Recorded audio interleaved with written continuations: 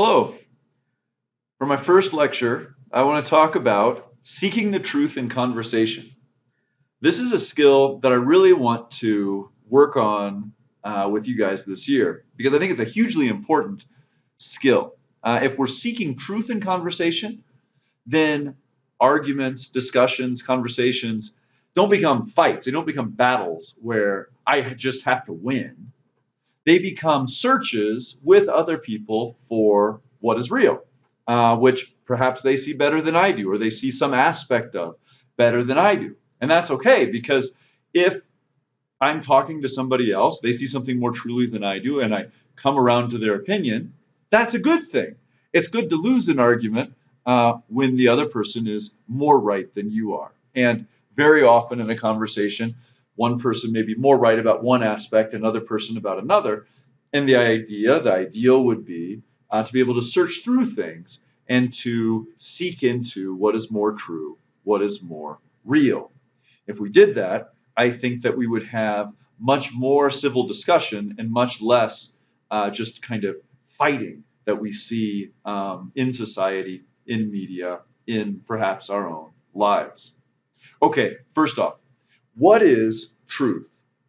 Truth is what you have when what is in your mind reflects what is in reality. Said another way, it's the correspondence of the mind to reality. What's in here is like what's actually out there. If what's in your mind doesn't reflect what's outside, then you end up with problems. And I'll tell a story from my own life of that. A couple years ago, I went over to the Citadel Mall and I went downstairs to go into Dillard's there. And as I tried to walk into Dillard's, I interpreted in my mind that the space in front of me was open, that it was just air. Well, I walked forward and slammed into a window, and my glasses cut my face, and they kind of got bent, and there I was bleeding.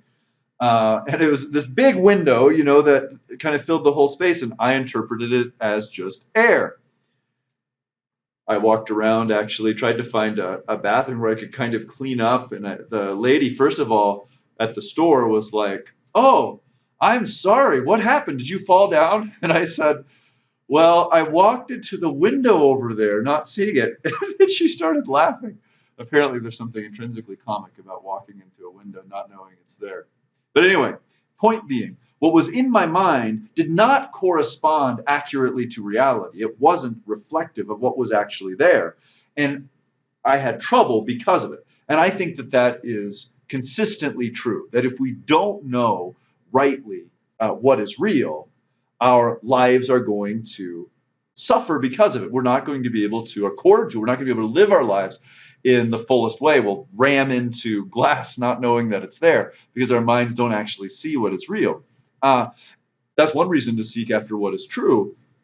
This other reason is that human beings by nature seek to know. Says Aristotle, and I think he's right. We are knowers by nature. That's what we want to do. And we take delight in contemplation of what is real. So when we don't know it, our delight, our flourishing, our happiness is lessened. And that's why this kind of constant adventure, this constant search after truth is worth doing. The purpose of conversation, discussion, argument is not to win, but it's to discover what is real. If we go into a discussion saying, well, I must win in all ways and at all costs, then we stop ourselves from learning. You might be very convinced of your basic position. And it's not that when you go into an argument, you necessarily have to be willing to abandon that all right away. No, I don't think that's true. Usually we don't abandon our basic positions, although sometimes we do if we have enough evidence for it.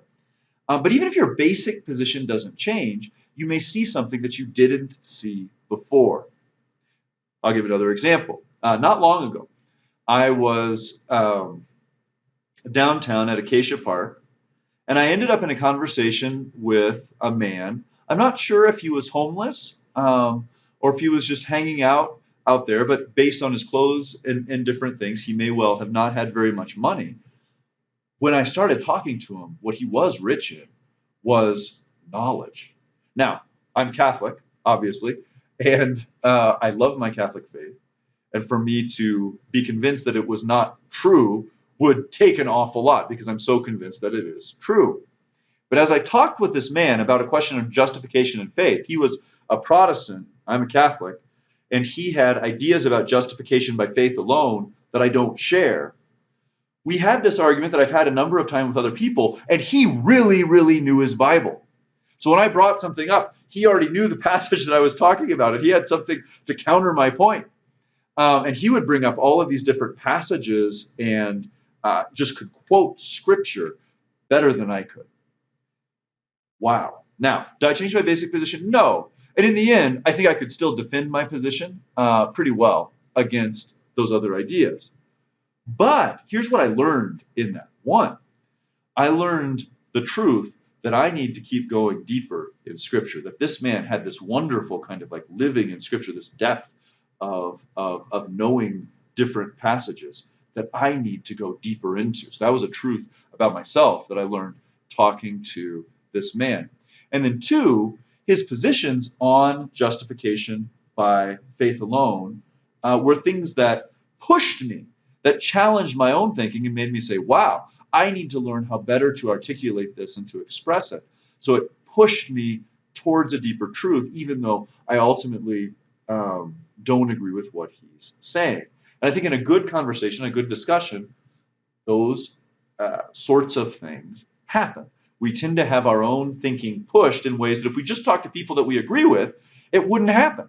And then there can be some cases where we get to a point where we say, wow, what they're saying is just more true. I no longer have a way to kind of justify what I'm saying.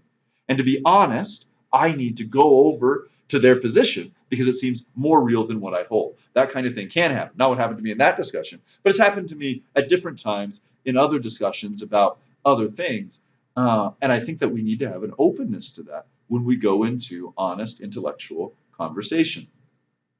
What that is what I would call docility to the truth. Docility to the truth means an openness to be led wherever the truth is, towards whatever is real.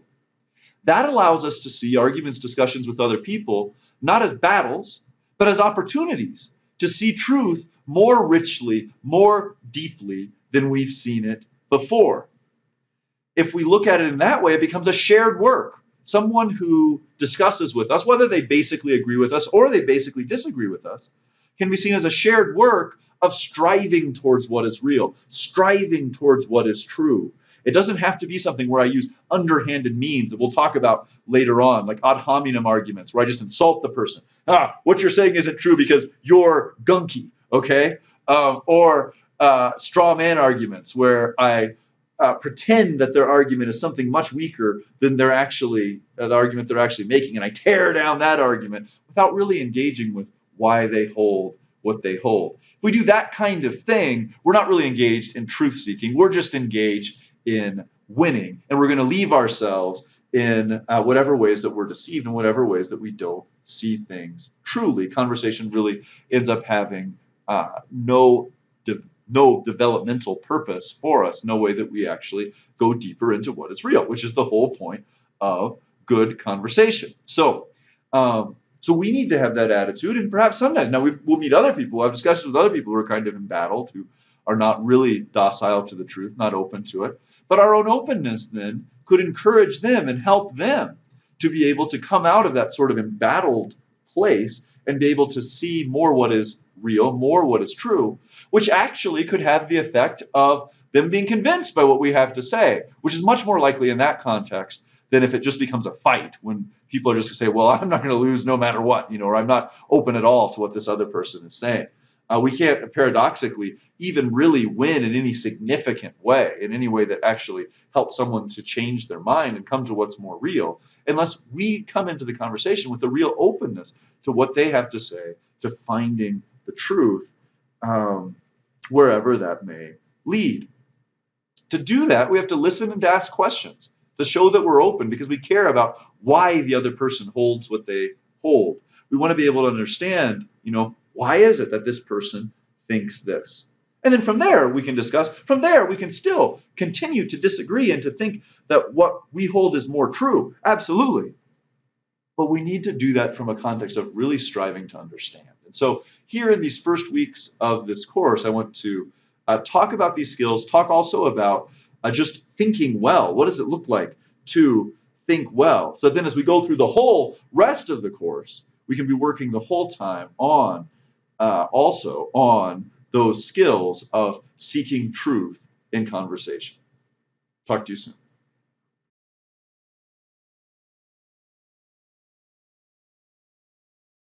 Will not to be docile to the truth, but to dominate, to just